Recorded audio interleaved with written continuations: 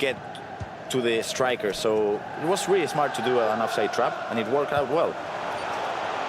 Now Haaland, in this chance, he decides to go forward. Well defended by Virgil van Dijk. Still, he gets the rebound. He finds Gullit. A second chance on the edge of the box. De Bruyne and Declan Rice actually gets a start on this one for Mitch Hayward. Henry can twist and turn. It was a time green finish, which basically put everything in the favour of Mitch Hayward. There's 2 shots on target. He looks to create another one now. Rice not going to be a player to finesse from distance. De Bruyne might be. Still patient though as ever. Yeah, but again, if you keep possession for more than 6 minutes, sometimes your players start to get a little bit slow. That's what happened with the pass to Haaland. But yeah, I think we've seen a really cool, calm and collected Brad Colston. This is not the Brad Colston we've seen in previous years in the Premier League, trying to attack a little bit more. But I do think he needs to find a little bit of more vertical passes in a way, because we've not seen much from him in 27 minutes. For Burnley, unfortunately, only won 1 game in the group stages back in January. Yeah. It was a struggle for them in what was a really difficult Group A. As you said, we can refer back to the group stages all we want. Everyone came through the groups. Even if you came bottom of your group, you still did get the ticket through to the Premier League finals, which has given you a second chance to really go away, put it right. And as we've seen from a handful of teams, deliver on the biggest of stages for a lot of these players that are playing their first ever esports event. This is the beauty of the Premier League, giving Premier League fans the chance to represent their beloved clubs in a tournament of a £100,000 prize pool. Still goalless. 33 minutes in. Remember, we'll be jumping over to the PlayStation after this one. Kai Harris against Salman Ahmad. And it seems like we may have chosen the wrong game here, because there's 3 goals in Arsenal against Sheffield United at the moment. Arsenal leading 2-1 in that game on the B stream. Declan Rice lost it in. There's the one more flick on potentially Virgil van Dijk. Didn't know much about that one, but just did enough to get in the way. I do think sometimes when you're playing and your opponent is passive, you start to get passive as well. Like, it's really easy to just fall asleep into a flow of a game, you know, in a way. But that's when you need to change this up. And this is a really long over the top through ball. Let's see what happens. Oh, Palmer. 1-on-1 against Kai Havertz. The ball's just flicking around. There's the head down. There's Henry just offside. You've had a sort of good taste of this game so far, Gravison. 40 minutes in. It really has been a bit of a feeling out process. Yeah, I mean, they're switching up the play. So many switches. Yeah, but I do think sometimes you need to drive pass it to strikers as well, because you have to speed up things a bit. I mean, your opponent is expecting for you to just switch up the play in a way, so it's okay to do it again, but then when you get it into the other side of the pitch, you gotta speed things up, because if not, it's gonna be a 0-0 result with nearly 0 shots as well. Keeping on the back post here, because Haaland will queue up for it if we're going to be seeing a lofted cross into the box. Declan Rice into De Bruyne. Gullit. Can he get round Van Dijk? Yes, he can. Unfortunately, the finish was not great. I did really like how Mitch found himself in that 1v1 situation between Gullit and the centre-back. He decided to shoot. That's a really great chance. Maybe he's gone direct there, hasn't he? Yeah, maybe it's green, it's in. We don't know. Went to half-time for both teams. It's one of the few games that's actually gone into a 0-0 at half-time. We've been spoiled for quite a few goals here in the Premier League, so stay with us. There is more certainly to come in this second half. But we said that Mitch Hayward, look, he likes to keep the ball, he likes to keep possession, but all we saw there was just switch. Don't get me wrong. We know what the game plan is with Erling Haaland in the box. Keep in mind that there is another game taking place at the same time here. Arsenal leading 2-1 against Sheffield United over on the B stream. If you want to go and follow that one, you can see both players locked in there. That's Billy Joe up against EOJ 2. And you can just see a chance. They're building nicely. I think they're about to go in to half-time as well in that game. RSD and Michael Fisher ready to step up when we change console there. Last couple of words going in from Kai Harris, the teammate of Mitch Hayward. He's been a familiar name when it comes to Wolves and their esports activities over the last couple of years. He has been heavily involved, and so has Brad Colston as well. Proud Burnley fan. We're back on the way now, 0-0 And I think we got to clap that steady cam guy. Wow, that was some take. Just pretty much throughout the whole arena. That was a really beautiful take. But yeah, coming back into the second half, I think we need something else. We need things happening, because at this moment they are playing regular. Like, they're not taking any risks, and they need to do it. Let's see if Burnley want to take one of those risks now. Haaland's red times to finish. Just to show you, Colston might be feeling a few nerves. So what we're seeing here, it's a late flick onto Erling Haaland, who's right at the back post waiting for it. There he is, and there's the time green. And just like that, Burnley will spring into this game, and we'll see it again on the replay. It's the simple scenario of, you know where the ball's going, but it's a really late flick on into his position. Then you try and peel away, get the ball as far away as possible from any defensive aerial threat, such as Virgil van Dijk. Sorry. 50 minutes in, we finally have a breakthrough, and for Burnley, they'll take that all day long. Yeah, it's really hard to stop those corner kicks, and in my opinion, there's only just one thing you can do. In the settings, you can change from manual to air and loose balls. So in default, it comes with air and loose balls. So when someone just takes the corner, it switches up automatically. So if you turn it to manual, you can maybe try to put Haaland against Haaland. It's not like a definite solution, but I do think you have to change those settings when you're a pro player, but because if not, that's what happens. It switches up between Haaland and other players, and there's not much you can do, really. If it's your first time tuning into the Premier League, we are playing on Ultimate Team inside FC24. And to be brutally honest, normally you see sort of the same 9-10 players. Vincent Kompany comes into the fray of things for Burnley at the back. I mean, it's no surprise he's partnered up alongside. It's always Virgil van Dijk +1. We've seen a few different variations, Gravis. It'll be Rafa Varane had a few call-ups. Rio Ferdinand, his icon. Jordan Blanc. First time. Yeah. I mean, we've seen a couple of centre-backs, a couple of full-backs. Yeah. Watch for the possible cross. He decides to pass it back. You see the pause coming in from Wolves. They're not happy about Summon's Mitch Hayward. He'll be looking for some sort of tactical change to break down this Burnley defensive structure. This is good. Saka finds De Bruyne. He's trying to get into the box. Where's he? Space. Nearly a great win there for Henry. But Burnley able to play away from danger. Will that go for a goal kick or a corner? Goes for a corner. And into a pause menu it goes. Yeah, and we know what to expect from corners in a way. But yeah, Mitch, in that situation, he recycled the ball back to the strikers. And I do think when you find yourself in those 1v1 situations against the centre-back, you got a skill, or you got to find a speed boost. He decided to look for the pass to the other striker, but I do think that was a little bit obvious in a way. It happens to me as a player as well, because I'm a player who passes too much inside the box. I do think with the current meta, you have to find those 1v1 situations against the centre-back and try to skill and speed boost. So, what, you know, as a pro in this scenario, Graham, so when's the moment when you're like, let's just take a risk, let's just take a 75-8% chance at the edge of the box, let's just have a shot? Especially when you see your opponent is 1v1 defending you without the second man press, I cannot pass, because if I pass it, my opponent will take it. So if he's defending manually, I gotta go for the 1v1. Well, Wolves with a great chance from this corner. Fortunately, didn't go anywhere near. Aaron Hayward was looking for it to go. We just saw in that last game, didn't we, with Spurs, the importance of holding on to a 1-0 lead for your teammate to then come and take over the controller.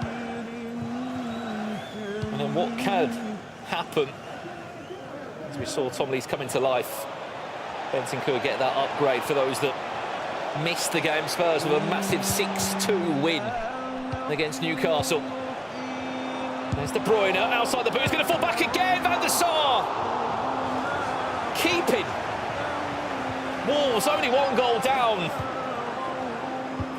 And another pause comes in again from Wolves. They're not happy still.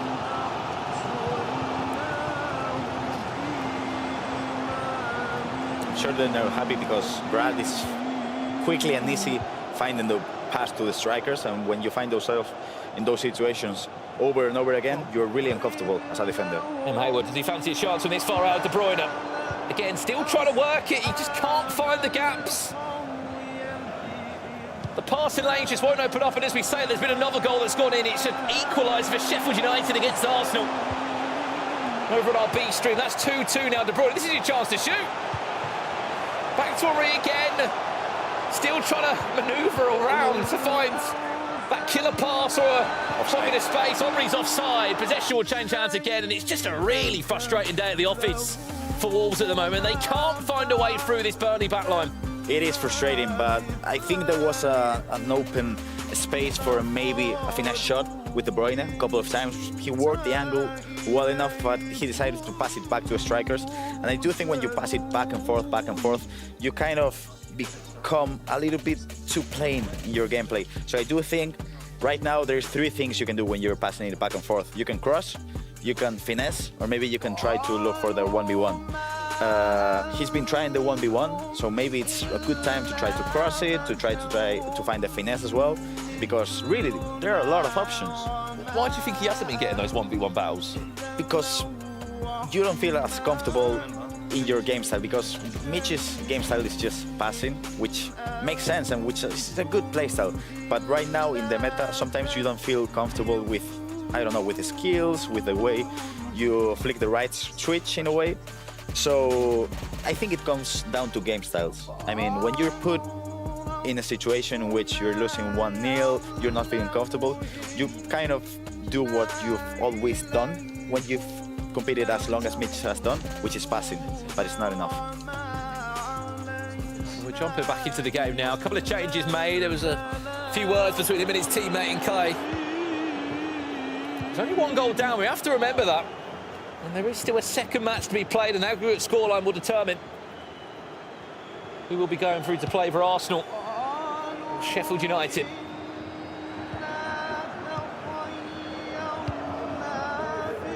There's that famous big switch of play for Burnley.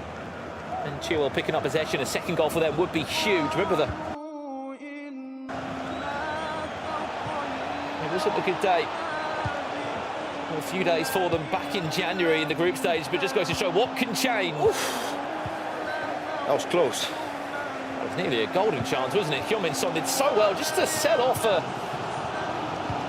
few of the oncoming runners. I do think both of them are defending really well, and that's another reason why we're not seeing any chances. The offside trapping is correct. The player switching is correct as well. The use of the second man press is really good as well. So they're defending really well. We have to give them that.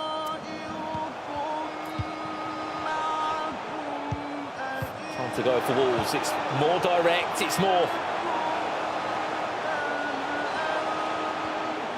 ruthless in the final third. You see a couple of changes there just to freshen things up. There's the room. There's the chance. And there's that goal that Mitch Hayward has been so patient for.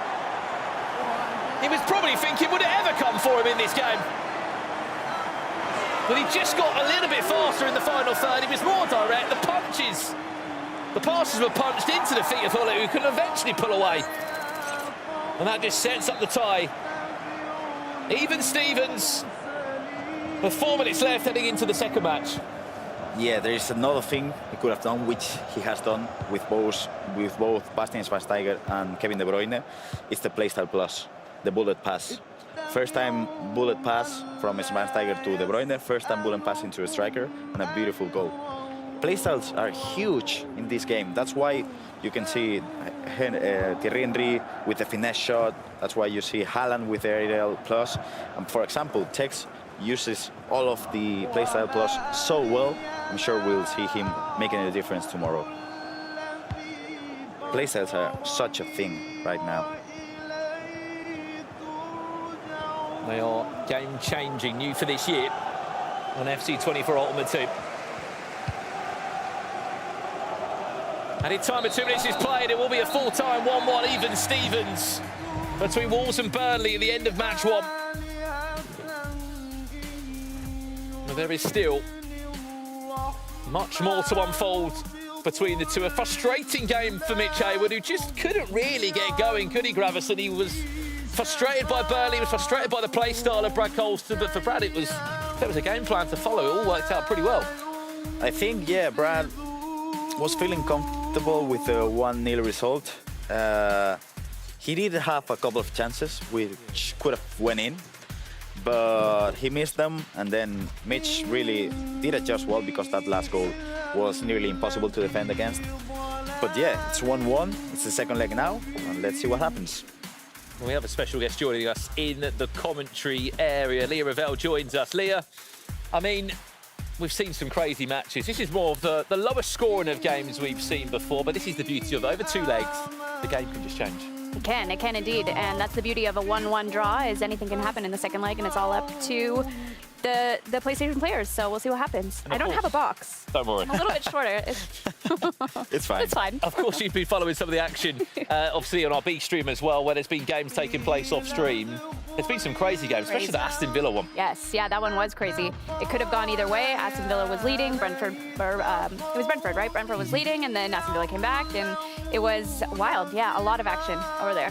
90th minute, wasn't it? Last kick of the game. There's been some drama here at the Premier League so far. Don't worry, this is only day 1 of the competition. You can see us loading into the PlayStation game now. It's time for Sam and Ahmad and Kai Harris to go head-to-head. It's a 1-1 scoreline. It's all to play for. I mean, it's just the best of 1 for these players now, Gravison, really. There's no scoreline to chase.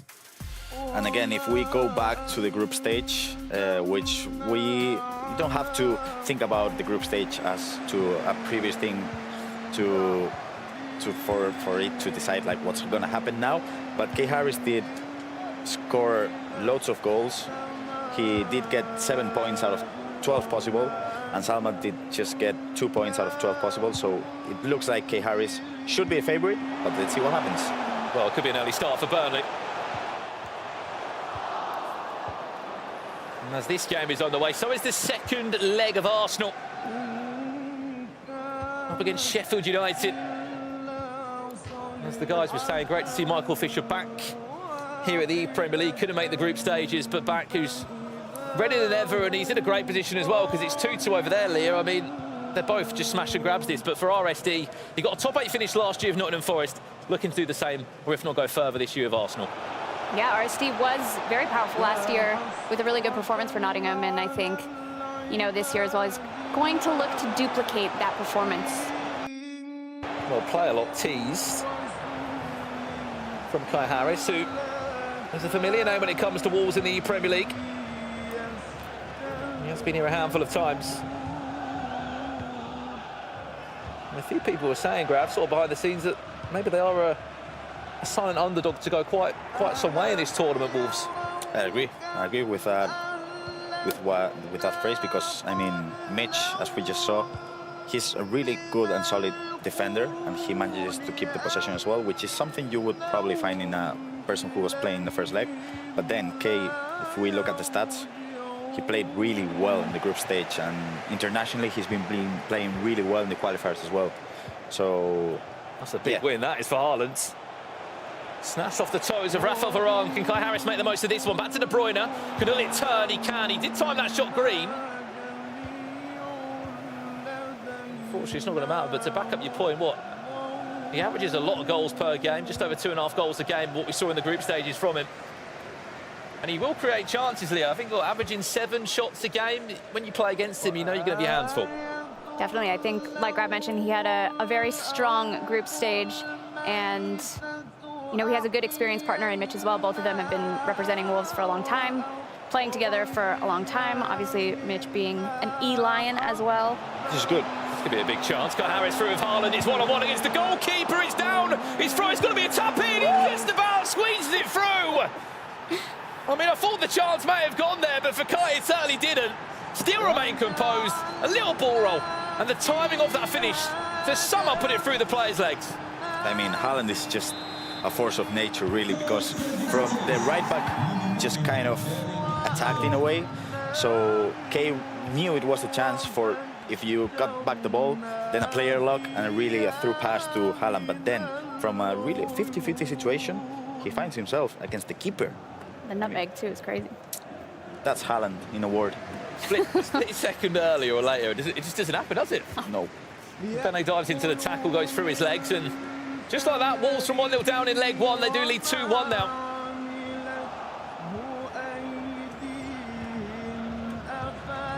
Chance to break away again. It's a long ball forward. Haaland's always going to try and jump onto that one. Still square between Sheffield United and Arsenal. 2-2 over there. Right back, I think. The pass wasn't meant to be to Henry. That's a shame. It would have been a brilliant build-up. You saw the run trigger, didn't you, from the full-back there. I mean, this Declan Rice shout has been an interesting choice from both players. Just going to say, it's the first time we've seen Declan Rice, no? I've seen it before in the game between Crystal Palace and Everton, but yeah, we expect Rodri and Vieira to be the right backs. But yeah, I mean, there's just so many good players you can use. Good step over. Haaland just trying to bundle his way forward. Offside, offside, offside. It's an offside, it won't count. Well, back to the point, I think we're so used to seeing Bruno Fernandes in there alongside Kevin De Bruyne. Declan Rice just offers you what you need in that role. Yeah, as I mentioned before, it has to be the play styles, because De Bruyne has the bullet pass and the finesse, but then Bruno has the long pass as well, so they're just too good. Bene still in possession here, Burnley. In these final 10 minutes looking for an equaliser. Nice defence. Had to be aggressive, the Virgil van Dijk, and certainly that's what he was. His new birthday icon, Ruud Gullit, comes as a centre forward. Has been causing all sorts of problems. Saka back to De Bruyne. There's a player lock tease. He's going to use it into Henry, and it's a red time shot. You imagine if it was time green, he could be nestling into the back of that. Definitely. I think Grav and I talked about this a lot in the games over on the B stream, but we haven't seen quite as many aerial threats as perhaps we thought we would have, given the other competitions this season. Commentator curse. It's coming. Well, I wouldn't mind a few more goals. I wouldn't as well. I think they're coming from Kay Harris' side because he's attacking really well. He's building up the play, and I think if you want to play FC at his finest, you got to build up, but when you are in the last third, you got to attack. You got to find those 1v1 situations, and he's doing it, especially with the Gullit, with the player locks. He's playing really well at the moment. Henry back to Gullit. There's the player lock. There's Haaland at the back post. Just offside. Almost. It was almost the curse. The build-up there, though, Gravison, was superb. The player locks. He knew exactly what he was doing before the ball was even played. He's playing really good. Unfortunately, it's just one goal, but the player switching to try to cover this thing exactly, yeah, he's been doing it right. He's going to get another go at it. Is there a flick down? There it is. Back to Gullit. There it is. Just couldn't really find the clean connection to the finish, and that will do us for half-time. Wolves 2, Burnley 1. And as both games go into half-time, it is still a 2-2 scoreline over there between Arsenal and Sheffield United. 0-0 at half-time there. It seems like a frustrating day in the office for RSD. Just saw 41% possession to Michael Fisher's 59% possession. Remember, both these players have been here at the Premier League before. I've got a feeling that game might be going into a potential extra time or a late winner. We can only hope. Could be. We could only hope. Both very stagnant games. And after that, we'll be going into 4 more matches this evening here in the Premier League. As we'll see Chelsea take on Aston Villa. Nottingham Forest will take on West Ham. Spurs against Crystal Palace. That's the one that everyone has been talking about, because the winner of that one will play against Manchester City tomorrow in the quarterfinals. I mean, that match and the match against Manchester City, what can we say? Whoever goes through, it's going to be a great game, isn't it? What's the bigger match, though? This one, Palace and Spurs, or City and either one of those? I think all of them are great, but I think maybe you'd say the quarterfinals because you're closer to the probably spots and the tickets, aren't you? Yeah, and especially Manchester City with Tex and Bonano. Yeah, that'll be. It's like whoever plays against them is going to be a brilliant match. Which for them, they've just had to sit back and watch today. Twiddling their thumbs, waiting to get going tomorrow, where they come straight into a quarter-final. Nice cross. You're going to go for a direct finish? Yes, he is! Kai Harris! He hurt us. The Wolves take a 2-0 lead in this game. It's a 3-1 aggregate scoreline. We spoke about those lofted balls into the box. It's that time green finish there, just to make sure. And he enjoyed that one. He's playing the perfect match. I mean, the player switching in the first build-up from Salman has been perfect from Kai Harris, but then, again, the variety of attacks. We've seen player locks, we've seen crosses, we've seen... Driven shots. Everything. I think he's playing the perfect FC24 match. The perfect mix of aggression and patience. And it's not an easy thing to do, especially when you're playing a match in which you're just leading by 1 goal. He's playing really well. And Salman is, I think he's frustrated because of the offside traps, because of the player switching, which has been flawless at the moment. And again, for Salman, it's really a tough situation because in the group stage, he didn't win any single matches. So for him to find himself losing by first 1 goal and then 2 goals, it's really tough for you, like on the confidence side of things. Especially going into a game, a decider game, a draw. Like you mentioned in a previous match, it could go either way. There's pressure, there's no pressure. Well, there's been a massive goal in our other game, just to the side of us here. Arsenal have just scored their first breakthrough goal in the second leg. It's RSD, the leads now by a goal to nil. 3-2 on aggregate. Remember, the winner of that game, by the looks of it, will be playing against Wolves in the next stage of the knockouts here. But just back to your point, Gravison, it goes to show, forget the group stages. It doesn't matter, really. It goes to show you can have a great group stage, but then you're playing, what, 6, 7, 8 weeks later in a very different environment, in a very different format, where it's straight knockout. And if you're not your best, you're out of the tournament, and for some players, it's the end of the road. For example, we have the example of Manchester United. They were at the bottom of the group. They played the first match. It was... Destroyed. Yeah, 5-1. I mean, Dragon played a really, really near to perfection match, so... One more goal to seal the deal. It's all perfect, though, isn't it? Even there with Henry, it's a time green finish. So that's the harder way. You could basically time your shots on FC24. If you time it green, it gives you a better chance of that finish. Not just being on target, but ensuring that the goalkeeper can get no way near it. This has to stick! Woo.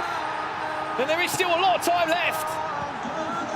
60 minutes on the clock. Salman Ahmad back in the tie for Burnley, and you just feel like 1 goal. You know this more than anyone, Gravison. A goal like that, it just gives you all the confidence, doesn't it? Especially when you've not been attacking well, but then you find the spaces. You pass it every single time to your strikers because he didn't pass a single pass backwards, and he finds a really good chance to Heung-min Son. He did attack really well, and now he needs to keep going because the momentum is in his side at the moment. How do Wolves react? Great player. Switch and a lock there onto Hullet. Nice defense. The player switch was really quick. Oh, big mistake. Given away, they're ongoing runners. Haaland, Hullet all queuing up. Henry there as well. Again, possession given away, and we go back down the other end for Burnley. And as you see, wherever's been changed from Burnley, Wolves aren't happy about it. Paul's coming in. We'll try and match them up. We'll go and run there, around the corner from Henry. Just needs to be aware of not being offside. There's the flick down, there's the ball back to Henry. Between Kai Havertz and Virgil van Dijk, they just about deal with it. Yeah. Oof. Lost the possession of the ball, and now you can see how Kay might be a little bit nervous at the moment because he did have the whole leg managed in a way, but then this is FC, this can happen. You can concede a goal and then the whole momentum shifts in a way. So for him to just pause it now, try to take a deep breath, try to analyze what he can do in this last 20 minutes of the game, I think it's really important. And having someone as experienced as Mitch besides him, it's a big factor as well. Who certainly has been to this event so many times, Gravison, before, and Mitch Hayward for different Premier League clubs in the past. That 90 seconds, I'm sure, will all be being used. Use every second of it, because what a scenario this could be for them to go through to the next round of the competition. A couple of changes being made there. We can just see the players' screens off camera. What would you do in this situation if you were Kai? Breathe. No, really. Yeah. Breathe for 9 seconds. Yeah. It really makes a difference. Like, it just gets your pulse down. It lets you concentrate on the game. Like, it's okay for you to hear what your coach or your teammate is saying to you, but it's also important to just breathe, to try to be calm, because you gotta be cool, calm, and collected to face those last 20 minutes of the game. You have to think that it might also affect the momentum of Salman Ahmed as well. Yeah, he just wants to play now because he's playing well at the moment, and he hasn't been playing well for 60 minutes. But that's where the pauses come in. The period in the game, he's on top, isn't he? And he has to just keep pressing, keep creating chances, which I'm sure he certainly will do. We're jumping back in now, last 20 in-game minutes. Who will be going through to the next stage of the competition as we say goodbye to 2 more Premier League clubs. Some of the clubs already eliminated today. Chelsea falling out of the tournament earlier on today. Bournemouth, Fulham, Brentford, Everton, Newcastle, all eliminated here at the Premier League in day 1 of the competition. Really good. Oh, unlucky. Oh, unlucky again. Gets a reflection, but yeah, the second man press from K was really good in there. And we got a full-time result. Sorry to interrupt, Graverson. It's Arsenal 3-2 winners over Sheffield United. Sheffield United eliminated from the competition. Arsenal do go through. Well, that one certainly wasn't easy either. 3-2 win.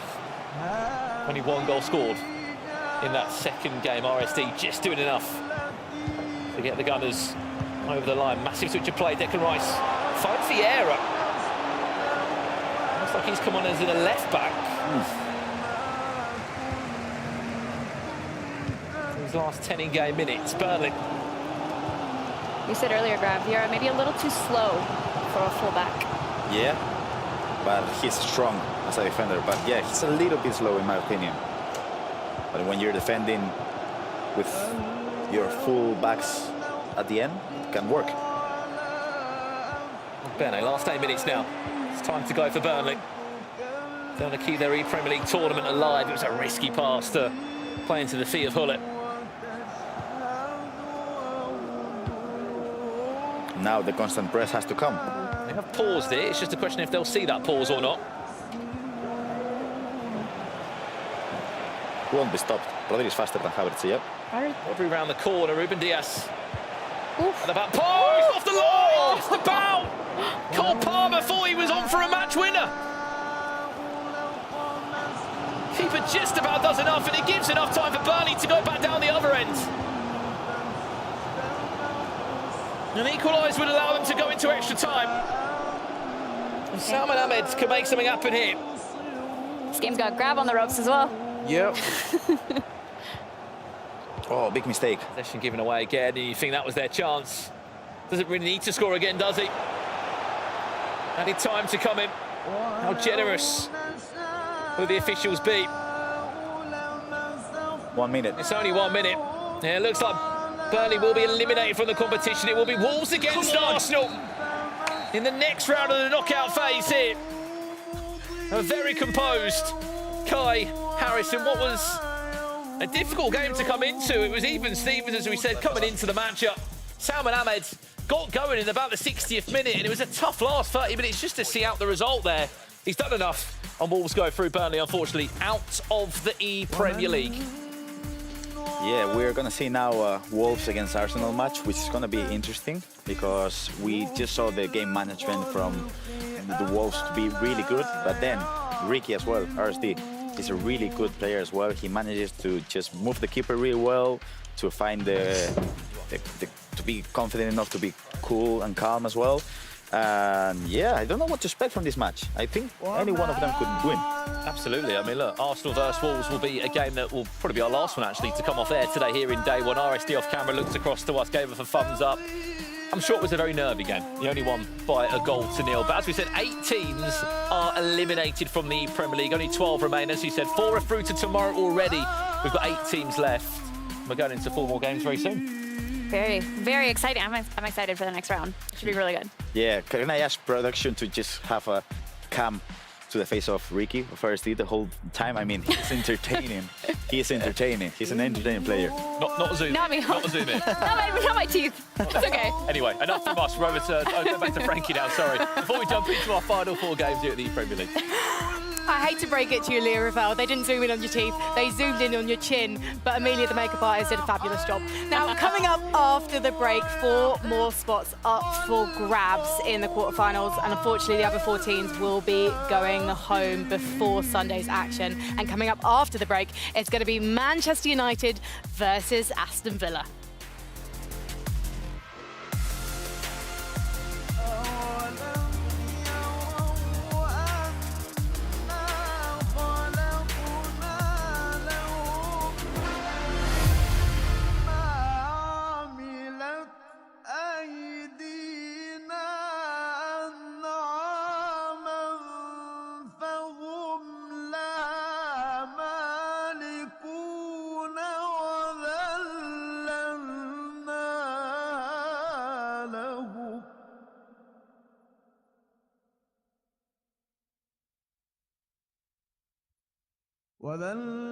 وذللناها لهم فمنها ركوبهم ومنها يأكلون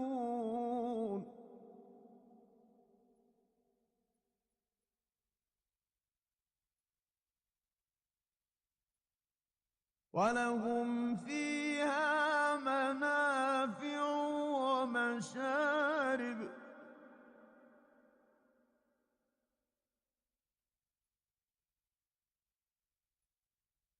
أفلا يشكرون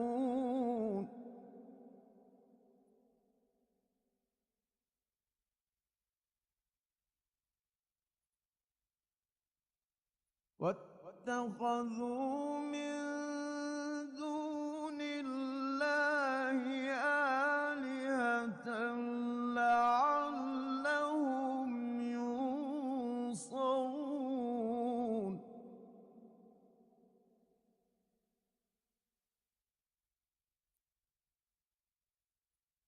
لا يستطيعون نصرهم وهم لهم جند محضرون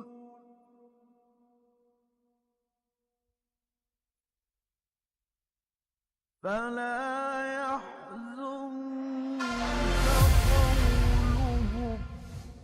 Welcome back to the E-Premier League Finals 2024. I'm Frankie Ward and I am joined by Leah Ravel and FG to talk about our first round of 16. We had so many epic goals, but also I have to say, I think we had some nerves as well. I was kind of hoping for some bloodbaths, but we didn't really see them, Leah. No, not really. I would say Manchester United was a good way to start the day, especially given their performance in January. They were bottom of the group in January and I think ended, what was it, 7-1, 7-2 on aggregate, which was a crazy performance for them. Dragon really proved a point, but let's take a look at the rest of our results from that first round. Any surprises there for you, FG? I mean, when we're looking at surprises, I mean, I think the Manchester United fixture was a surprise just based on how they started, how Dragon started. He came out really all guns blazing. But I mean, business as usual for Tottenham and for Crystal Palace, I think, and Forest and West Ham as well. You say business as usual for Tottenham, but actually you have to hand it to Painter and especially Banks from Newcastle United, because they didn't play like they were playing into their opponent's hand. They really did play as if they wanted to play without pressure and do what they knew they could do best. And Banks really playing to his strength there with those long balls.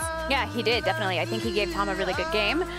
Tom built up some confidence towards the end of the match and ended up coming out ahead. But yeah, I think both of them should be proud of their performance. Well, you know what I'm missing in my life right now? Tell me. I'm missing some Casey Anderson, but we've tracked her down and we've got a camera on her. Thank goodness for that.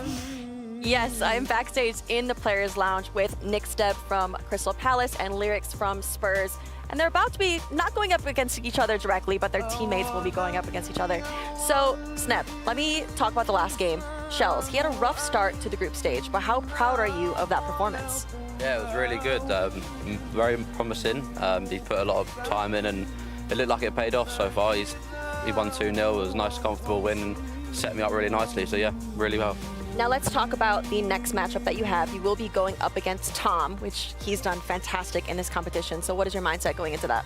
I don't really have a mindset. Just go into every other game the same. Obviously, he's one of our good mates, and he's probably one of the better players at the tournament. But doesn't change nothing. Going positive and see what happens. All right. Well, Lyrics, kind of similar to the Shell situation. Your group stage wasn't that great, but this one, it's a different story for you, right? For sure. I think this is a different Lyrics from the group stage. I put in a lot of time, a lot of work. Obviously, when you have a teammate like Tom, I kind of owe it to him to get better, and the performance in the group stage, it wasn't good enough. So I put in a lot of work, and I'm really confident going into this game. Now, talk to me about Shells, which is who you will be going up against. I know he's a friend of yours, so how are you feeling going into that? Yeah, I mean, me and Shell's got a lot of history. I've coached him, he's coached me. Obviously, we're really good friends outside, and ironically, we played with each other quite a lot. So yeah, it'll probably be a tight game, and we'll see who wins. All right, well, Lyrics, Nixneb, this matchup is about to be intense. Spurs versus Crystal Palace. I will let you guys get prepared. Back to you guys. We're not prepared for that matchup. That is going to be a heartbreaker. No wonder who ends up going home. And whoever goes through is going to be facing Manchester City. So much to look forward to on tonight's show. And especially, I have to say, this next matchup. Manchester United came out swinging at the start of today, and now they've got to swing again against Aston Villa.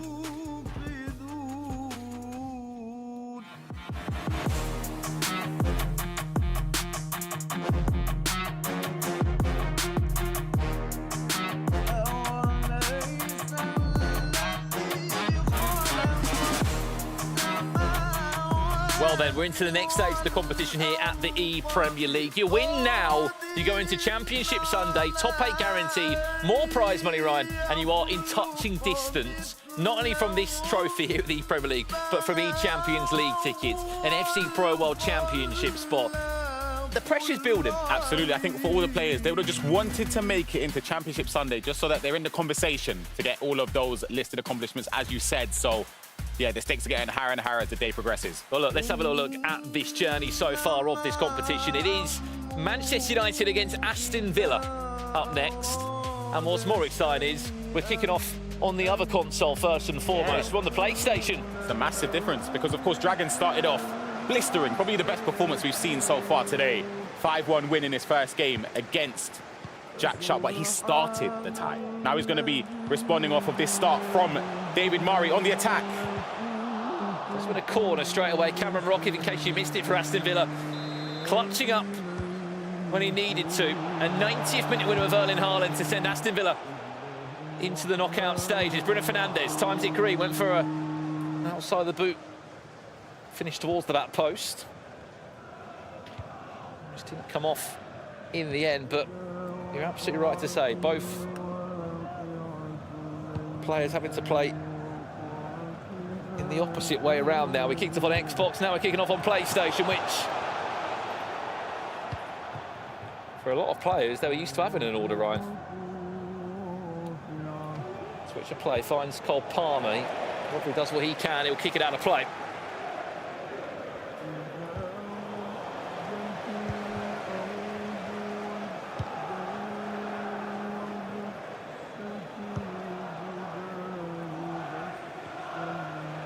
Palmer again, happy to pick up possession. Can he work it into the box now? Henry, one more pass, it's in the air. For Ben Chilwell, who able to defend it well.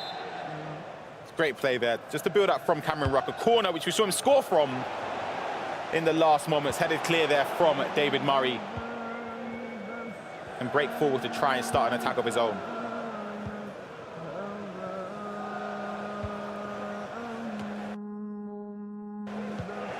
Haaland. Schweinsteiger, it is relentless at the moment from Cameron Rock. There's a time green finesse from Thierry Henry. Again, it's blocked well. I don't know if these two had massive individual performances in their earlier matches. See, David Murray had the luxury of coming into a 5-1 scoreline when they beat Chelsea in our first opening game of today. That's a massive win back. Hullit's going to win that. In the leg race, it's a great save from Van der Sar.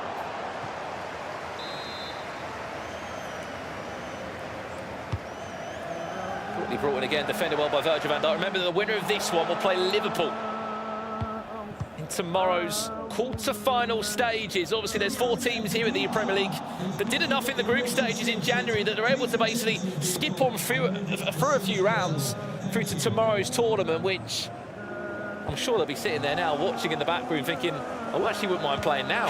Yeah, exactly. They're able to just to oversee potential opponents they could be playing tomorrow. For Stingray and Darosh, they'll be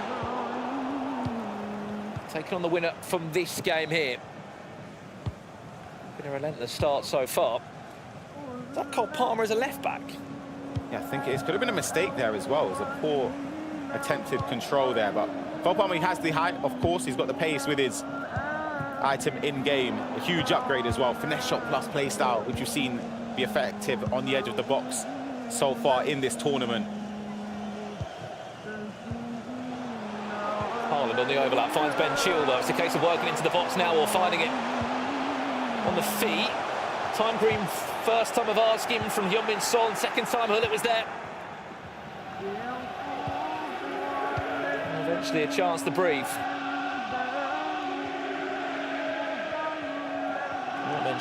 You might notice someone, I should say, in the background for Aston Villa. Spencer Reilly, better known as Gorilla, former world champion, was a runner-up in last year's competition with Spurs. Now on a coaching role for this Aston Villa side. Hoping that he can do enough. The Jay Brown and Cameron Rock. Schweinsteiger happy to pick up possession once or twice. David Murray doing a great job of just making this Manchester United defensive and midfield line so compact as a misclick of a button there gives possession back to Manchester United, and they will come hunting forward.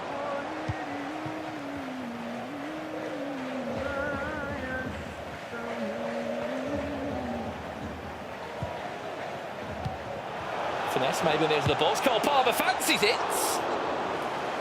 Did everything right, but when you've got the height of Van der Sar there, Ryan, you just need the perfect angle. Yeah, didn't get the elevation it needed as well. You saw the sigh of relief from David Murray. I think he knows. He didn't move his goalkeeper there. So if it was perfectly placed, I think it would have found the back of the net there. But David Murray can push forward to try and get an attack here.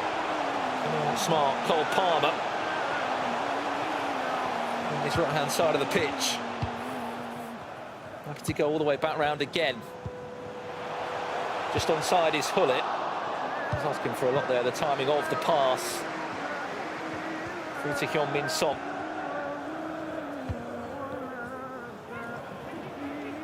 Could be a potential option down the line here. Thierry Henry. He's certainly got the pace. Haaland punches it into Heung-min Son. Tiptoes round 1 or 2. Surely got to be a chance. It will be.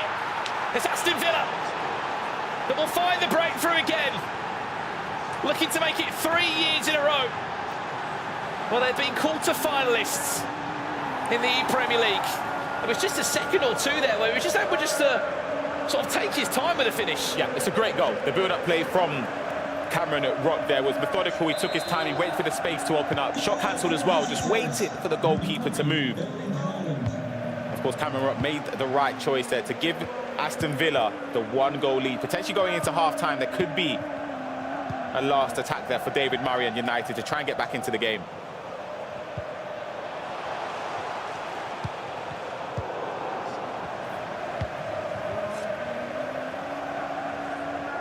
As I was saying, Aston Villa have been super impressive in the last handful of the Premier Leagues. Oh, that's a thing. Honestly, that is a goal-saving interception. They would have been one-on-one. A little scoop turn inside. Corner, last kick of the game for the first 45 minutes. Added time has been used. What can we see from this area here? Thierry Henry just dinks it in towards that back post, and Virgil van Dijk with probably the strongest header I think I've ever seen. It was green timed as well, just wasn't aimed on target. Probably with a little bit too much power there from David Murray. But we got into the break, Brandon. Aston Villa 1 goal up against Man United. It was a promising game, or promising start, I should say, initially from Cameron Rock. He's building up very well. He seems calm, he seems composed. And he took his chance, took his chance very, very well. As we said, roles reversed. Kicked on the Xbox in the last game for Manchester United, where Sean Allen, aka Dragon, had an impressive 5-1 victory.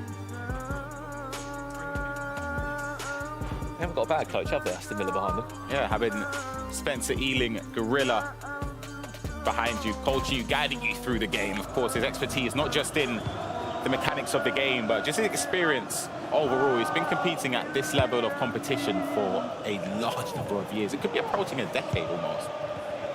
You can't forget as well that he also won 200,000 and a World Championship back in 2017. And was just a runner-up last year. One match away from putting himself in the Premier League archives as a champion. Get Haaland here, near post. Is he going to go back post? Got numbers around him. It's Virgil van Dijk that just about does enough. Manchester United to find a way back into this tie. I mean, look at Manchester United's history in this Premier League tournament. You have to look back to 2019, really, the first big year where Carl Lees came onto the scene. There were runners-up in the tournament. As you know, Tex was the champion on that year. Ever since then, it's been a real mixed bag of results for the red side of Manchester. Schweinsteiger, De Bruyne, Henry, it's 2 for Villa. Just about squeezes it through the near post. Carved out. The perfect chance, right? And just like that, Aston Villa will double their lead. Yeah, incredibly well worked again there from Cameron Rock.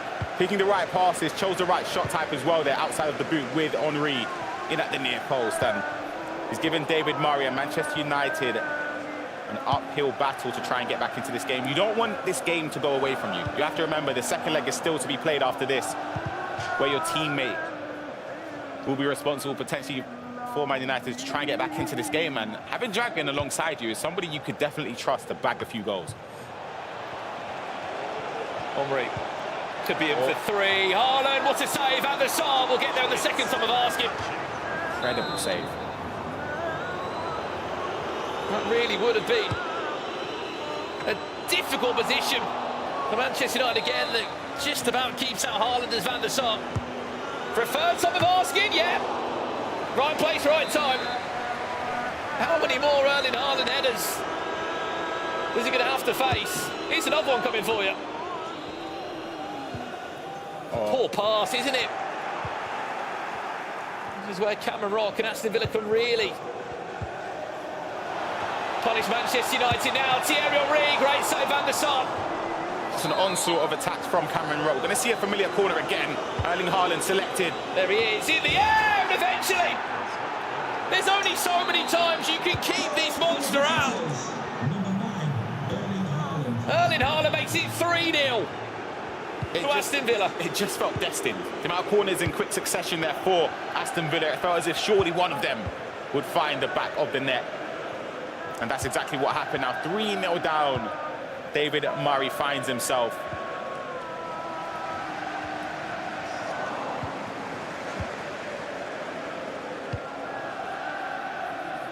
Despite the scoreline, Brandon, I still just... Dragon is somebody you can never count out. Even a 3-goal deficit, you never know when it comes to Dragon and scoring goals. But a 4-goal lead for Villa could be dangerous, and they're pushing forward again. It's going to be another corner. I'm not sure if that took another deflection, but a pause cued there from David Murray. It's one of those, though, isn't it? As a teammate, you know you're not in a good position. Yeah. But as a teammate, you still get in there and say, look, come on, I know it's not going well, but just keep on me something. The thing is, you don't want to put pressure on your teammate. I think that's the worst thing you could possibly do. It's just about making sure they feel comfortable, they know that, or they feel as if you trust them. Irrespective of the scoreline or the result, having your backing sort of gives you that confidence going into games, going on to future rounds if they make it further on in the Premier League finals. But it's just not been the perfect game that David Murray would have wanted. Just even a goal or two, but you're right, there's just a feeling, isn't there, that Dragon could certainly turn a game like this around. He's been in this scene and played at the highest of levels for a handful of years. But on the other side for Jay Brown, you're like, I've got a 3-goal cushion now, I cannot throw this away. Yeah. Could be 4. Haaland again. Eventually. deals with it. I mean, if you could have your own way, Ryan, you'd be like, I just don't want to give away a corner. Yeah, But unfortunately, literally. it's not that easy.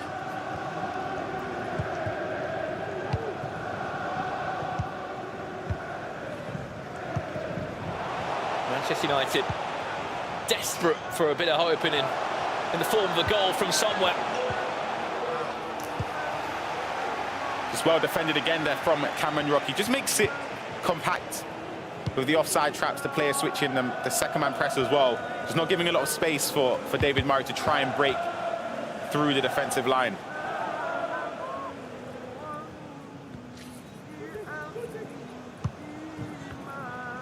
Possession given away. Manchester United will happily take that.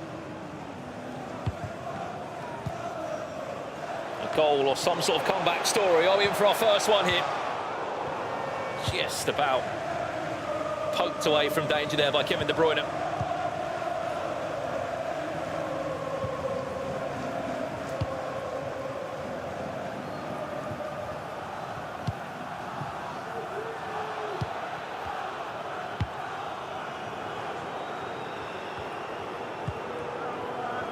Omri. Schweinsteiger might fancy one from far out. 4-goal cushion for Villa would be unbelievable.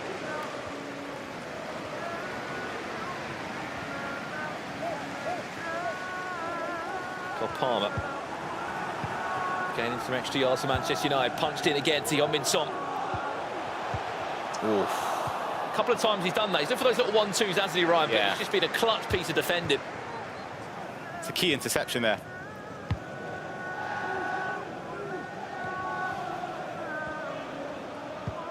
And it's very good, the player lock cancellations there from Cameron Rock.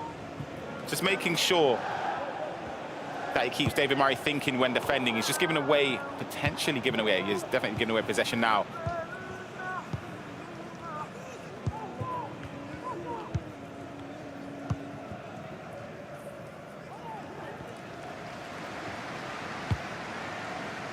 Big switch here. Just about keeps it in. Erling Haaland looks to queue up in the box. It's just no space. Just resolute defending. This could be a chance, though. Again.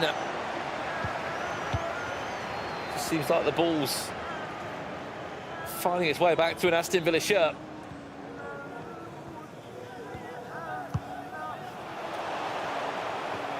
Might be Aston Villa that will have the last laugh. Cameron Rock 3-0 he leads, as I said, looking to get back again to another quarter-final in an Aston Villa shirt. He's done it twice before. There's always just like that extra step forward into a semi-final or a grand final. Is this the year that it changes for them? And that will do us in the first leg. 3-0, Aston Villa lead, but this is still not done as of yet. Still a second leg to come. It's all on Dragon. Yeah, as I've mentioned already in this game, I feel as if in another situation, I would say it's game over, a 3-goal deficit. But just because it's Dragon, I've seen him come from way bigger deficits and restore leads again. And he's somebody, as we saw, who's scoring the first set of games for himself, 5 goals in quick succession. So he's definitely capable of coming back in this game. As we said, he certainly has got the experience to do it. Has Dragon, one of the few people that's actually not teched out this competition a handful of years ago in the knockout stages in a Manchester United shirt. And he did represent Liverpool. Some wise words going on board from Spencer Ealing behind him there. As we have another special guest join us here in the commentary area. Casey, I mean, look, it's a mountain to climb 3-0, but as Ryan's saying, if there's one player to do it, maybe Dragon is that man. Yeah, the guy has tried to retire so many times, but I think he is meant to be here in this situation right now. And if anyone can do it, like you said, it could be Dragon. He scores so many goals, and so it is a tough battle to climb, a tough mountain, but we'll see how it goes. Look, he has teased that this could be the last event for him, the last hero. What a way it would be for him to end with a top 8, Ryan. Yeah, exactly. He's somebody that he's got a lot of accolades and accomplishments throughout the years, but I think this would rank up there if he's able to progress far in this tournament. Let's jump into it now live for you. We're over to the Xbox now. PlayStation is confirmed. It's a 3-0 scoreline for Aston Villa.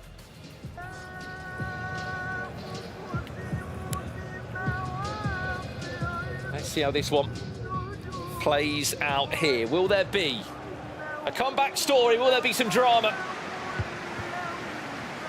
Winner of this will play Liverpool in the quarter-finals tomorrow of this year's E-Premier League. I mean, to the football fan, Manchester United, Liverpool in the quarter-final. Huge matchup. Aston Villa looking to rip up that script and put themselves there as they've showed that form in real football this year as well. Hullet trying to find goal number 4 for Jay Brown. That will be on his mind. Let's just get an early goal. Let's just give myself a 4-goal lead. Referee plays the advantage. Player lock teased a few times. Sierra Real still in possession for Aston Villa. Waiting for that cut back. Goes towards the back post. He's really clever, and eventually Alisson will get 2 hands on it. It's composed to head it back to the goalkeeper there. That's what he intended to do from Dragon. Mohamed Salah is a centre mid.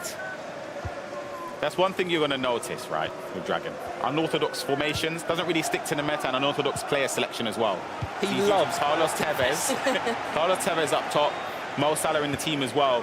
Udogie in fullback. He's not afraid to select players that other players wouldn't select as well. That's a great read there. Finds Carlos Tevez, who very nearly gives Man United their first goal in the game. I think that's why players struggle so much against Dragon, because at every aspect, you can't anticipate what he's doing. That's why players like Stingray talk so highly of him. Yeah. Because he doesn't play like a regular player. Some of the risks he's taken, though, as well. As you said, players out of position, technically playing with one real ball-playing centre midfielder, Mohamed Salah. But he wants to pack his team full of forwards. You've got Henry, Tevez, Hullet, Haaland, Salah, and then you've got Kevin De Bruyne just doing doggies along the pitch, back and forth. He wants to give himself, which you can fully understand, the best chance of any sort of comeback.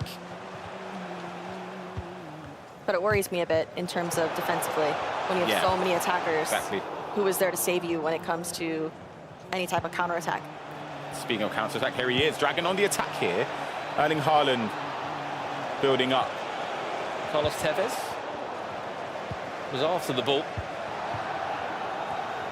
I guess the one thing that he's got in his favour, Hullet, although he's a centre forward, will offer you the stats of pretty much an all-rounder. You can just see him dropping in alongside Kevin De Bruyne. These heavy touches, Jay Brown does very well again. Just to get himself out of that one big switch of play. He's already survived 20 minutes without conceding a goal. Player lock and a player run. Palmer to Hullet. Out it goes for a corner. You can understand where this one's going. Erling Haaland at the front post. Will try and flick it on off the line just about. I mean, that goes in. Manchester United would have been 4-0 down. Chance to break on the counter-attack. I mean, I don't know what that was. A flick, an acrobatic effort. It's a similar corner that we see it placed in the box there. I think it's something that the Villa players would have been working on together. Udogie trying to get down that byline. Salah back to Thierry Henry. There's a body in the way. Second time of asking. There's goal number 1 for Dragon. He just nods and locks into the zone. And this is where, Ryan, you can say and explain better than most. In your head, you start to think, nah, I can't. The thing is, it's a 2-goal deficit. But Dragon believes, I can assure you, he believes if it's 3 or 4, he believes, let alone 2. And I think the fear could start to creep in for Jay Brown. You start to second-guess little things. Should you go forward? Should you stick or twist? Am I making a mistake by playing the same way I would if it's 0-0? You don't know what to do, and that's the scary part.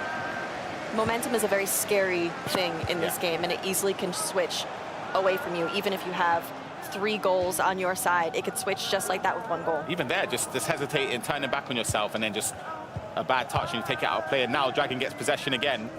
And if he was to get, let's say, another goal without conceding by half-time, it is going to be a very, very tough second half for Jay Brown. Just constantly triggering all these runs forward.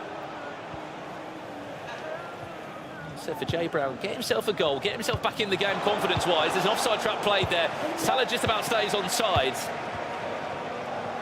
Can't find the ball through to Erling Haaland. He was looking for the press relentless. Carlos Tevez Trying to put all the pressure on the player switch. It is crazy from Manchester United. Trying to manoeuvre bodies all around the pitch to stop this Aston Villa pressure. It's another big win there from Rodri. Seems like every player is fighting for the badge. Yeah, I think with Dragon, the way he defends and attacks he attacks very direct, but when he defends, he doesn't fall for the baits, like the player lock or anything. He just carries on going for the person in possession. This could be a chance. Punch into Haaland. There could be a one more. Carlos Tevez. Looks to drop the shoulder. Back to Haaland. There's 2 goals in 40 minutes. And from a 3-goal deficit, it's only 1 now. It's fortunate, Casey. It's very fortunate that I thought he lost possession in the box. I thought he attacked so well. I thought the extra pass from Tevez, once he tricked him into thinking he could have just played an extra pass there. But it fell his way, and he's right back into it, Casey. He is right back into it, and like we said, if anyone could do it. Oh no, it could be 3-3. Oh my goodness. I mean, the fact that Dragon has been able to shift this game here, if I'm in Jay Brown's shoes, I'm worrying, because you're at the point where you're like, all right, do I continue to push forward to give us a little bit more of a cushion, or do I just start going full out defense and try to not let him get one more bye? I'm not sure what I would do at this point. Ryan, you probably have a better idea. I've played Dragon countless times. We go way back from, a very long time ago we've been playing each other, but he's somebody, genuinely, if David Murray had won that game 4-0, he's playing the same way. He's going up for the attack. He wants to win his game by a substantial margin as well, and he's gone into the break 2-0 up now against Jay Brown, and it's nervous settings for the Aston Villa players as well. It's such a full cycle moment as well, because if you remember rightly, when the man that's coached Aston Villa was a world champion, the man that coached him was Sean Allen Dragon. Yes, it was. Yeah. Now in 2024, 7 years on from that, he's now coaching on the opposite side off the stage to in a knockout game in the Premier League. It's unbelievable. But you are right, it's the mental side of the game for Dragon. He doesn't care, does he? He believes. You know what? I think it's one of the most relaxed Dragons I've ever seen. He is, of course, celebrating. He's not afraid to celebrate when he scores, especially if he feels like it's an important moment in the game. But like, he's not responding negatively to anything that happens in the game. Even though his teammate was like, he sat there calm, composed. He just backs himself. For Jay Brown now, has to back himself. Look, he's had a great tournament so far. He looked good in the last matchup too. He played his part in that very important win against Bournemouth of a 2-2 draw against Nathan BP to set up the game for his teammate Cameron to go and win.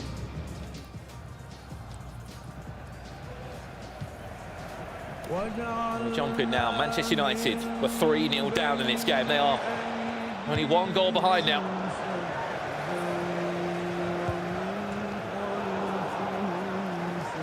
Much more of this pressure and correct decisions can Dragon bring before Aston Villa can pickpocket the high press and maybe find a way through. Hullet looking for the cutback, finds Haaland. Carlos Tevez! Sensational. Who else would it be than the former Manchester United man? 3-3, game on. The ball here, they're like a cancel. That pass is unbelievable, and he's meant that because he shot straight away. That's a great pass there from Dragon. Thread of the needle stuff, and honestly, I don't know what it is about. You're never safe. You have to be up by genuinely 4 or 5. I said a 3-goal lead is not safe against Dragon. Carlos Tevez. Carlos Tevez. The only man using him. I mean, whatever works for him. It's another big win. Schweinsteiger recovers well, but everything is just going Manchester United's way in this game.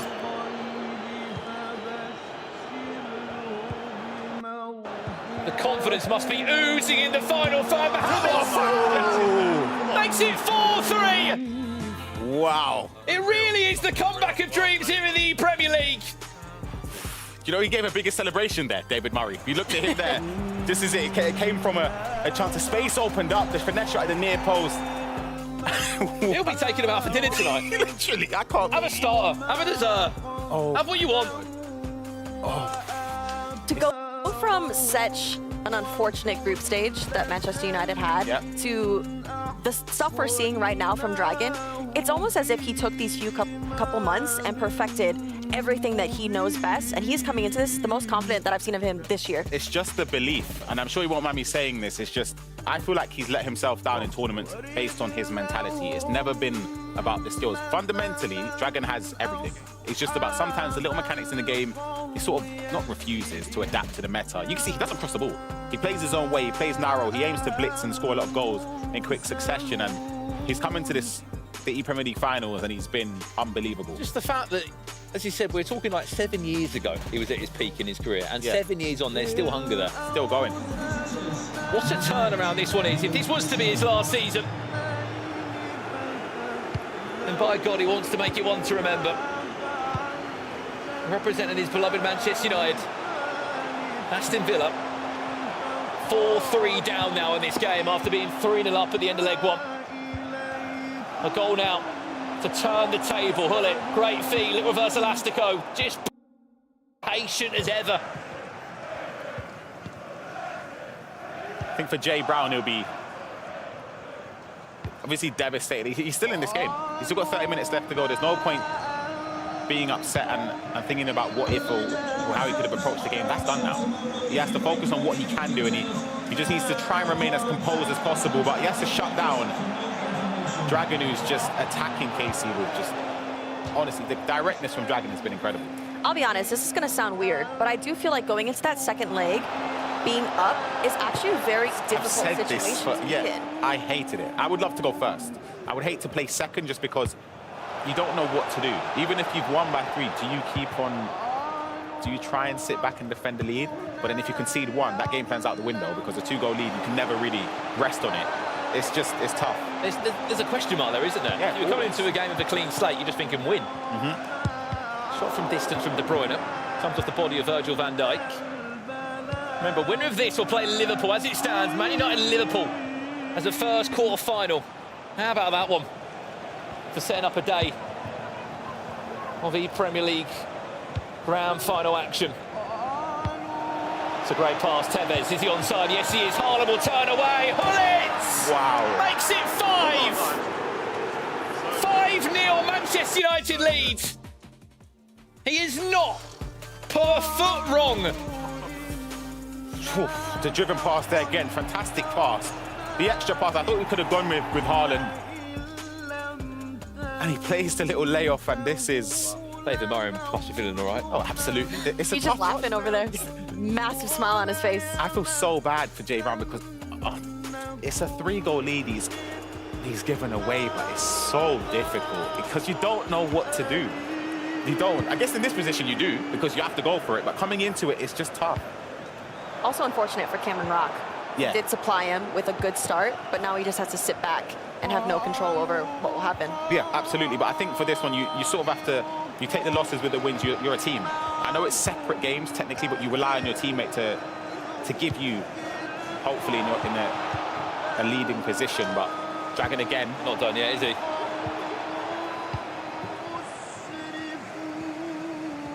No game sound, no music. Just listening to everything in this room. Still, do not count Aston Villa out of this one. 1 goal for them would just give a huge awakening to Jay Brown.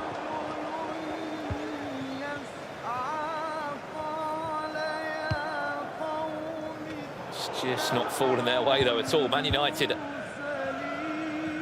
mean, the setup from Dragon here has been superb. That Mohamed Salah play, pretty much just overloading into a 5 attacking scenario, giving Kevin De Bruyne just a free roll to do whatever he wants in the middle of the pitch. Omri, is it goal number 6 for Dragon towards the back post? It is 6-0. I don't believe this. And at that point, he thinks he knows that it's enough to send Manchester United through to a quarter-final day with Liverpool tomorrow. Look at the back post. He just ran from deep there. Ruud Hullet. The pace, the playstyle plus of rapid with Henry. Direct to the byline, played across goal, Casey. And to me, that's game done. Yeah, I think that is the end of this match here, unfortunately for Aston Villa. But for Dragon, that is 2 matches that he's had today. He's the leading goal scorer out of this entire goals. day. 11 goals so far in 2 games. Insane in knockouts as well. Oh my goodness. Dragon's been superb. We always said, could he pull this back? And I mean, you thought he could. No, you cannot sleep against Dragon. I've played him way too many times. You can see the look there on Cameron Rock's face. He's devastated. He feels as if, obviously, he has done his job. A 3-goal lead is great. He's done incredibly well. It's just, it's unfortunate for Jay Brown that, as ruthless as it may seem, the fault will completely lie on his shoulders. Haaland to try and find one more back in. It's not going to fall their way. It will go for an own goal in the end. With 4 minutes for 2 in-game, sorry, 4 in-game minutes for 2 goals. It just is not going to be enough time.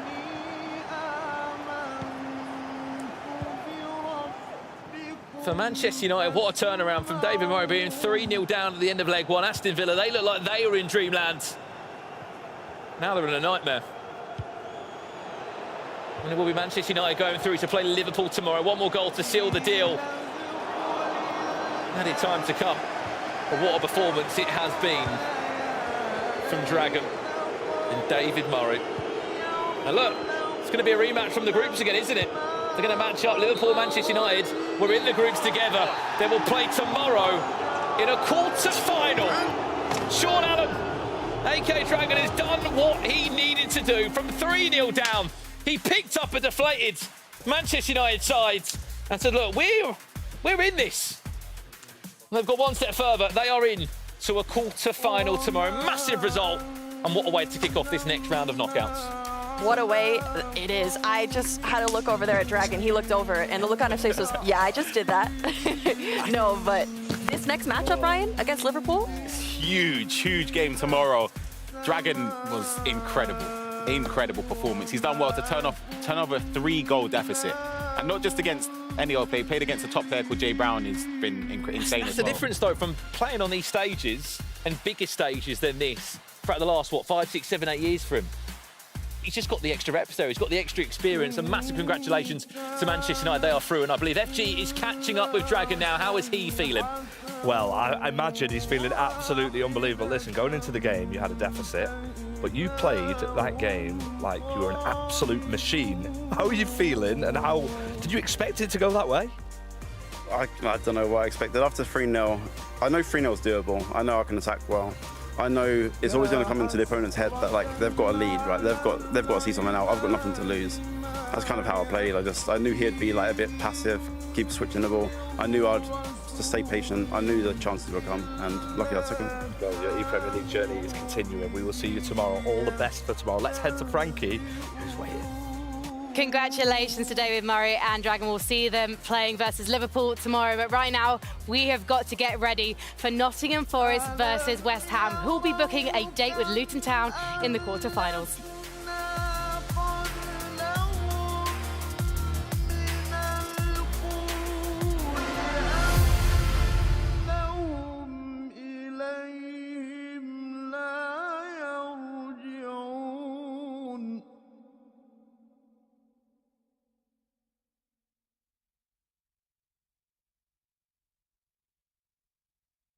وإن كل لما جميع لدينا محضرون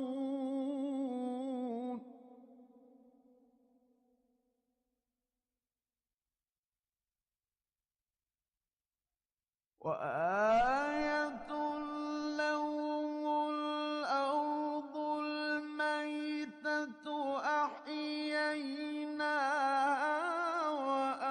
وأخرجنا منها حبا فمنه يأكلون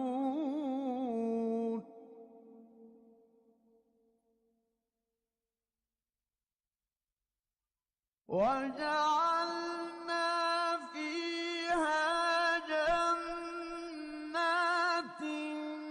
من نخيل وأعناب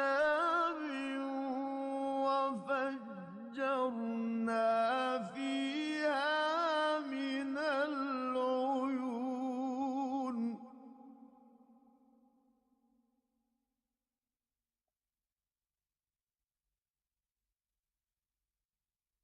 ليأكلوا من ثمره وما عملته أيديهم أفلا يشكرون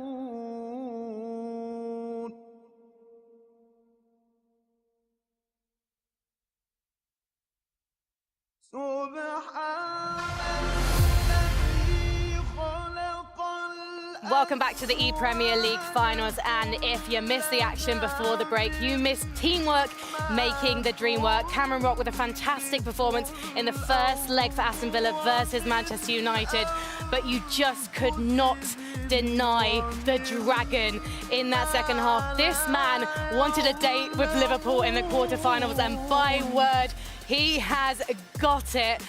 Ravel and Casey, I haven't really got my breath back after that performance. Watching Dragon do that interview with FG before the break had me feeling emotional, because Dragon's been around since 2016. He's retired, he's unretired, he's retired, he's unretired, and he's here to prove he can do it. And I think he can, Leah. I think so too. We were actually talking briefly before he started playing. He's like, oh, I don't know. He's reluctant to say whether he was confident or not. But I mean, the scoreline shows more than what he said. So. Yeah, Casey, it was an absolute barn burner. Let's take a look at how that's impacted the bracket, because we can see that they will be facing off in our first quarter final tomorrow. I can't wait for Darius versus David Murray, but especially Stingray versus Dragon. That's veterans at war. Yes, because we've seen it before, and we know how highly Stingray speaks of Dragon. He knows he has the potential to win a game like that, and honestly, Dragon is a better competitor than he was in the group stage, and so tomorrow is about to be an all-out battle for Liverpool versus Manchester United. And our next matchup is incredibly exciting too. Nottingham Forest versus West Ham United. West Ham United, I'm excited because we get to see Brig Army return. He has made such a debut so far in this competition, and he's got a good shot. However, goal poacher on the side of Nottingham Forest, Leah, he has won this competition before. Yeah, so he has the experience, whereas Brig Army doesn't. Brig Army seems to have the confidence, though, which might take him all the way. Both goal poacher and Red Lag have been performing to a higher level this weekend than in January, so it could go either way. It could go either way, which is why you need to keep your eyes on the screen as we get ready to go into this second knockout match of round number 2.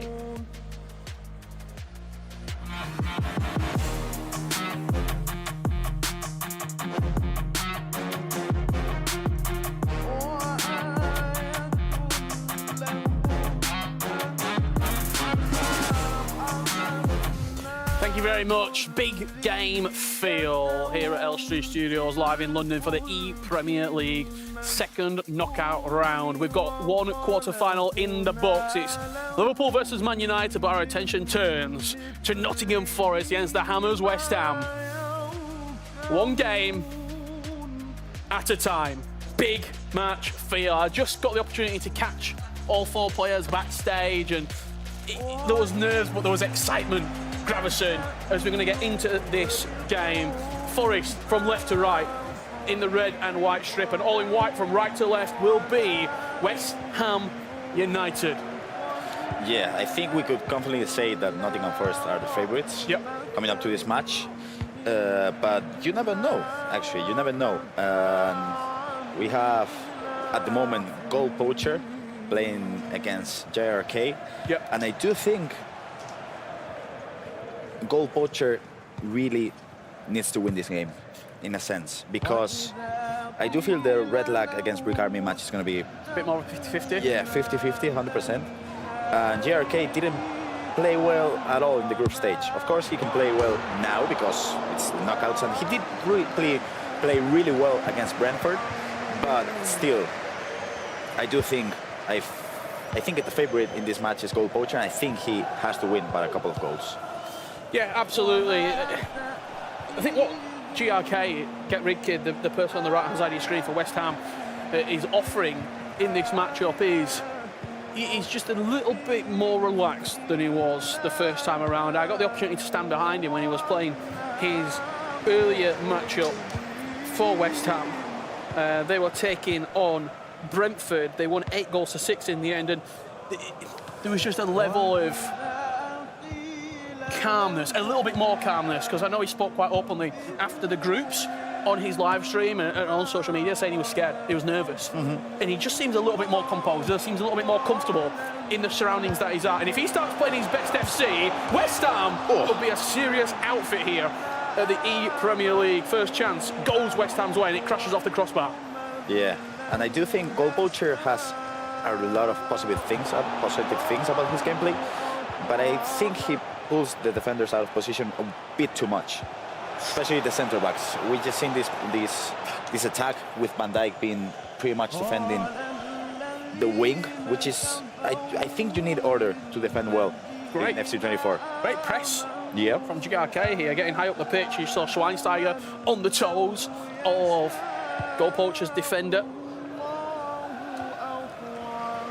That's a nice speed boost. What Goal Poacher's got, maybe a little bit more than GRK, is LAN experience at the huge events as well. He's won the E-Premier League in the past. When you think back to that side that he won it with Dammy a couple of years ago. And then also I remember him at the E-Champions League opening match. Who did he play? Nicholas, arguably the best player to ever grace our beautiful game of FC. He played him in the first match of the tournament. So just having those experiences, being able to recall back to previous events, it does certainly help you. It's been an end-to-end game though, this opening 23 minutes. Dick to the edge of the box. He's crossing too much. I do think that player luck was needed in that occasion because, I mean, it's a 2v2 situation and the centre-back cannot go and cover Hullet. So if you just player luck into Haaland and then choose to go near post or back post, it could have been a goal. I do think Goal Poacher needs to player luck a little bit more in those situations. Saka out wide, playing into Schweinsteiger. Hullet, extra pass, Haaland, good interception from Kai Havertz. Playing well though at the minute, GRK, getting into a couple of good areas, just can't quite find that final shot or the extra pass needed. Yeah, the build-up. Break the deadlock. The build-up has been amazing, same as this one. This game's played at 100 miles an hour. Yeah. The pace of this match is incredible right now. Both players getting the ball, going forward. They're being aggressive. They're attacking with serious intent. And that's going to happen in the first leg and the second leg as well, because we know the style of these players. I mean, they're young and they don't like to play just safely into, I don't know, switching sides. We're going to see a lot of driven passes, a lot of crosses like this. Back post, Havertz just got in front of him. The cross wasn't quite good enough to pick out Erling Haaland, and that's an early pause cued by Goal Poacher here of Nottingham Forest, but Haaland will bring away from Laurent Blanc and makes Alisson work for a corner kick. 30 minutes on the clock. It's been a real good start from both of these two players. Yeah. Chances at either end. GRK crashing against the crossbar. Goal Poacher starting to get into this game a little bit more. GRK did play a really good match against Brentford with a 4-4 result, where he didn't need to win, so he just kept the ball for pretty much the whole. 4 goals. Yeah, I mean that's a lot, and I do think maybe his decision making in the last third hasn't been the best, but the build-up, brilliant, almost perfection. I don't know if you can get the reactions of Brigami during this game as well, because he's not very good at hiding his emotions. So every single time there's an attack or one of the two players goes near, you can see it on his face. This is whipped in straight over the keeper. It's direct. It's headed under the crossbar from Kevin De Bruyne. What's he looking for there? I don't think a direct corner is possible at the moment with the speed of the goalkeepers. This is a good pass. Oof. Knockdown. Ooh, Laurent Blanc just about does enough. Saka picking it up. Ruud Hullet, left-footed strike, finesse shot. Vieira clears it. Was he looking for the back post? No, he was looking to trying to score it direct, but that worked when the keepers weren't as quick as they are right now. Because if you do that in November, in October, it made sense because we didn't have Team of the Year, we didn't have those icons with 92, 93 rated. So I do think the direct corners were a thing in the past, but I don't think they are anymore. Switch of play. Just offering too much to Ogbene. You can see those play styles just in the bottom left and bottom right corner. What they do, if you are unfamiliar at home, it just gives the players that little bit better stat boost in certain areas. So, for example, you can see the slide tackle with Varane. He would have better success rate when going to ground for the ball. Henry in the box. Finesse, top corner. It's been a good start, it really has, from GRK. And he goes 1-0 up for West Ham. As soon as you talk about those play styles, boom, and finesse shot. I've read the script. Yeah, you have. You already have. But, I mean, a brilliant goal. And it's just like sometimes when the right back is out of position, you can just run and run and run. I think what the play styles do as well, it leads you to utilise them in a way that you wouldn't have previously. Because if that Henry item doesn't exist, and say that's, I don't know, Ginola, you're not finessing that, really. No, not a You're going to look chance. for a different strike, but you know Henry's got it in the back pocket to be able to finesse, to be able to score. Andy Green timed it. It's a real good start. Yeah, I think goal poacher, he'll feel a little bit sort of hard done by because he looked like he was in the right lane to intercept the pass. That's the reaction from West Ham United and GRK. Yeah, he did really defend well in a way because he defended with the second man press and manually as well. But sometimes I do think you don't need to cut the passing lanes, you just need to press in a way. Be a bit more aggressive. Yeah, I do think so. You just criticised him 15 minutes ago in game for being too aggressive. Okay. What's it going to be, Grav? Aggressive, not aggressive. I'm an opportunist, let me be. But yeah, anyways, I do think there's going to be more goals in the second half. It's not going to be a 1-0 result. Is it aggression in the right area? Yeah, I do think, like, I work about these things with my coach. So you need to be aggressive inside the box, or you need to be aggressive when, let's just say, a midfielder is attacking you and there's a potential chance of a finesse or something like that. But when you are, like, let's just say, building up, you have to cover the pace. You cannot put any players out of position. But then, inside the box, just go for it. Back underway, 3 minutes into this second half. Goal poacher winning the ball high up the pitch. Kevin De Bruyne, left-footed strike. He won it high. He nicked it off the toes of the defender and he was direct. 3 passes later. A timed finish, timed green from Kevin De Bruyne into the bottom left corner. Yeah, the finesse was time green and now the shot is time green again. And that shows how important it is to be focused in a way, because if neither one of those shots were... Does it go in? No, they won't go in. So you have to be patient to find the chance, but when you have the chance, it has to be green, because if not, I mean, you won't have many chances like that. It's interesting to see Rodri as a midfielder again. Yeah. He's played everywhere, Rodri. He's played right back, left back, centre mid. Floated towards the back post, Haaland over it, but Vieira very, very casually just shouldering it off to the defender. He's not feeling the pressure.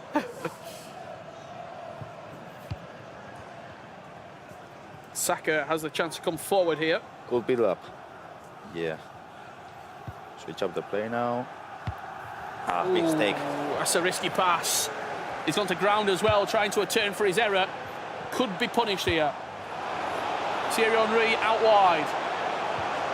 Hullet recycling possession. Haaland into Ruud Hullet again. Reverse elastico inside the box. A nice skill move, but West Ham just about make up for their previous passing error. He did try to do something because the keeper was moved to the back post. So he thought, okay, he's not defending right here. Maybe if I try to reverse elastico, maybe he'll pass it. But no, it wasn't enough. De Bruyne, switch of play, bringing Rodri into play, just offside. But they've already played an hour in this game. 60 minutes already gone. It's flown by. Yeah, they just flew by. And look at that potential German cross. It's coming. Whipped in. And now, just patiently has to build up, because... When you say German cross, for people at home, Yep. be unfamiliar with that, what is that? A German cross is basically when you trigger a run to any of your center backs or full backs, and then you switch up the play and you wait patiently until your defenders, let's just say, go to the final third. So when you're there, you just cross it full bar and hope for the best. So it's a centre-back who's passed the ball off, made the run forward, and then you cross it into them as they're arriving just onside, but past the back line. Pretty much. I think it was a little bit late. The pass was good, but a little bit late. Ruud Hullet trying to bring more players into the game. Yeah, goal poacher isn't feeling comfortable. You can see his webcam at the moment.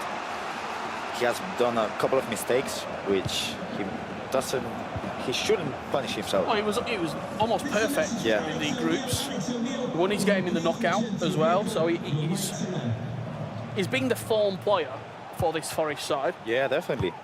Group stage, 3 wins, 1 draw, and then 1 win in the round of 16 again. Henry to the byline, Saka, Hoyt, twisting, turning, reverse elastico, bundling Kevin De Bruyne off it. What a mixture of De Bruyne and Ogbene just about keep out Ruud Gullit. This is not an easy thing to do at all. Look for the potential. No, he doesn't do it. So goal poacher is moving the keeper every single time. I think he should the speed boost, which is not easy thing to do at all, but when you find yourself 1v1 and he moves the keeper, speed boost, because he won't be able to defend. Rodri floated into the back post for Haaland. Hoyt wins the header. Henry! Giacche and West Ham take the lead with 10 minutes left to play.